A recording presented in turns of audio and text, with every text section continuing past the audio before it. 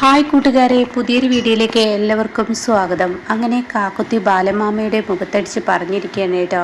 അക്കുച്ചേട്ടൻ്റെ ജോലി, ഒരു ഗവൺമെൻറ് ജോലി കിട്ടിയിട്ടും അതിൻ്റെ വില അറിയാതെ ബാലമാമ ഇടപെടുന്നതിനെ വാശിക്ക് അക്കുച്ചേട്ടനെ അവിടെ നിന്ന് പിടിച്ചു കൊണ്ടുവന്നത് ശരിയാണോ എന്നൊക്കെ ആ ചോദ്യത്തിന് മുന്നിൽ ഉടൻ തന്നെ ഹേമ അതിൽ ഇടപെടേട്ടോ. അപ്പോൾ ഈ സമയം അവൾ പറഞ്ഞതിൽ എന്താ തെറ്റ്? യാതൊരുവിധ തെറ്റൂല. അവൾ യാതൊരുവിധ തെറ്റും പറഞ്ഞില്ല, ശരിയാണ് പറഞ്ഞത്.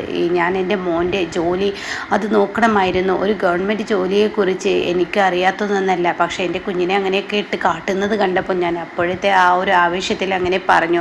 പിന്നെ ഈ അക്കുച്ചേട്ടൻ്റെ ഈ ഒരു താലികെട്ട് ചടങ്ങിൽ ആ ഓഫീസിലെ സ്റ്റാഫുകളെല്ലാം വേണമെന്ന് അവിടെ കാക്കുത്തി പറയാണ് കേട്ടോ.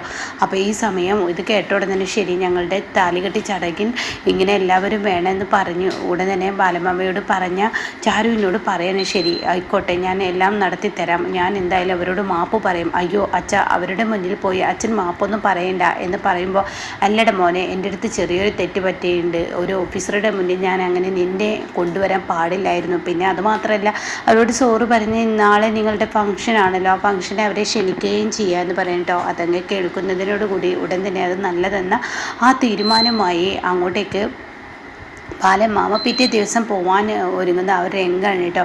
എന്നാൽ ഈ സമയം കാര്യങ്ങളെല്ലാം വെട്ടിത്തുറന്ന് പറഞ്ഞ് ചാരുവിൻ്റെ അടുത്തോട്ട് ആകാശ് ചെല്ലുകയാണ്. അങ്ങനെ ചാരു കാക്കുത്തി എന്ന് പറഞ്ഞിട്ട് ആകാശ് വിളിക്കണം. അപ്പോൾ എന്താ, നീ പറഞ്ഞതിൽ യാതൊരു തെറ്റുമില്ല, ഇതൊക്കെ അക്കുച്ചേട്ടൻ പറയേണ്ട കാര്യങ്ങളാണ്, ഇതൊന്നും ഞാൻ പറയേണ്ട കാര്യങ്ങളല്ല.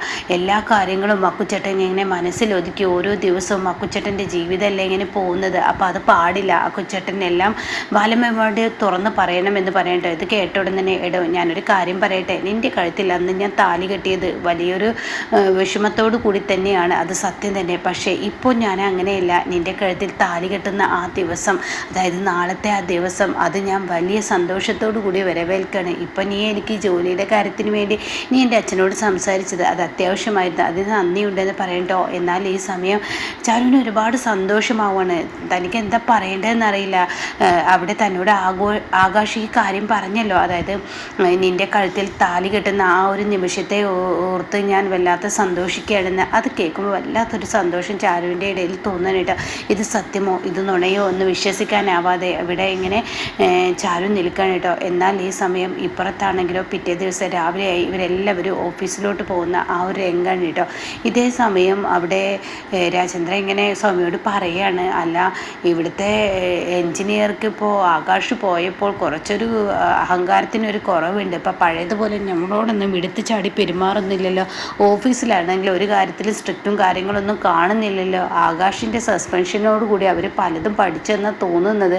അത് നന്നായി എന്നൊക്കെ ഇങ്ങനെ സൗമ്യ തിരിച്ച് പറയാണ്.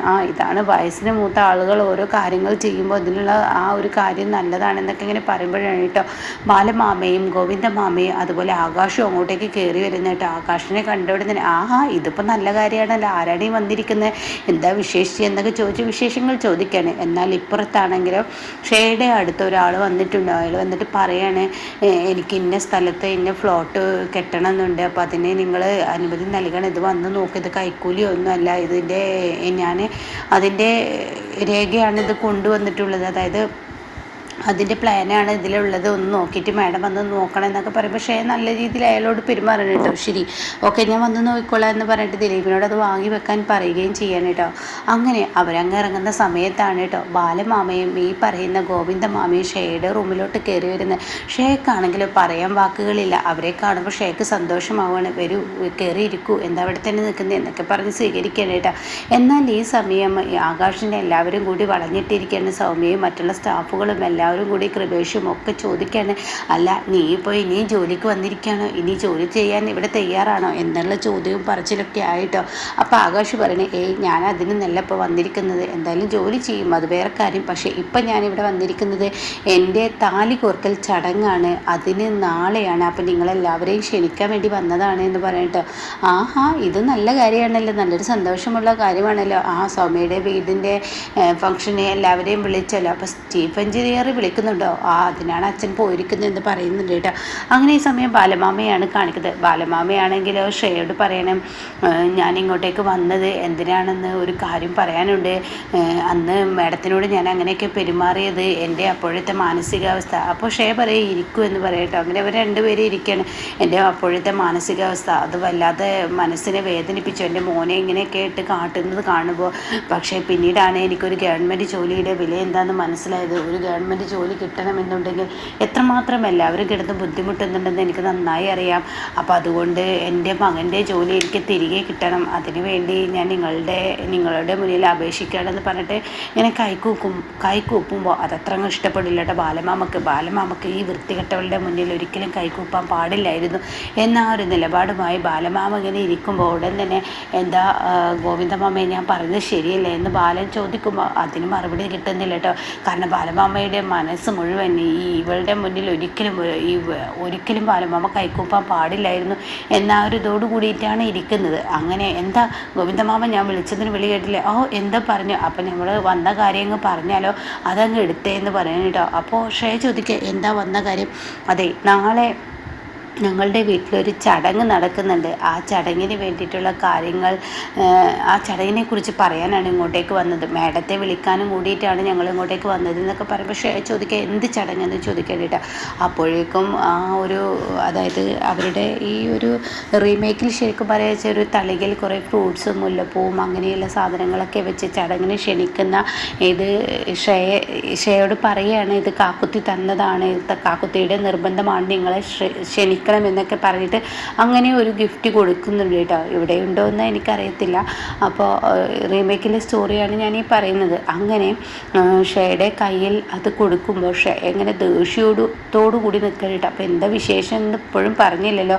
അത് പിന്നെ കാക്കുത്തിയുടെയും അതായത് ഞങ്ങളുടെ ചാരുമോളുടെയും ആകാശിൻ്റെയും താലി കോർക്കൽ ചടങ്ങാണെന്ന് പറയട്ടോ. ഇത് കേൾക്കുന്നതിനോടുകൂടി ഈശ്വര പറയാൻ വാക്കുകളില്ല. താൻ കേൾക്കാൻ ഇഷ്ടപ്പെടാത്ത ഈ കാര്യം പറഞ്ഞപ്പോൾ പെട്ടെന്നൊരു ഷോക്കോട് കൂടി നിൽക്കണ്ട. അപ്പോൾ ബാലമാമക്ക് കാര്യം പിടിയിട്ട് ഇവൾക്കത് പിടിച്ചിട്ടില്ല ഇവൾക്കത് ദഹിച്ചിട്ടില്ല എന്നുള്ള ആ ലെവലിലോട് കൂടി ബാലമാമ നിൽക്കുമ്പോൾ ഉടൻ തന്നെ വീണ്ടും അല്ല ഞാൻ പറഞ്ഞത് കേട്ടോ, മാഡം നാളെ വരില്ലേ? അപ്പോൾ എൻ്റെ മകനെ ഞാൻ ഇപ്പോൾ പെട്ടെന്നുള്ള ദേഷ്യത്തിൽ എന്തായാലും അവൻ്റെ സസ്പെൻഷൻ കഴിഞ്ഞ് അവൻ ജോലിയിലോട്ട് കയറിക്കോളും എന്നൊക്കെ പറയുമ്പോൾ ഓക്കെ എന്നൊക്കെ പറഞ്ഞ് അവിടെ നിന്ന് ഇറങ്ങുകയാണ് കേട്ടോ.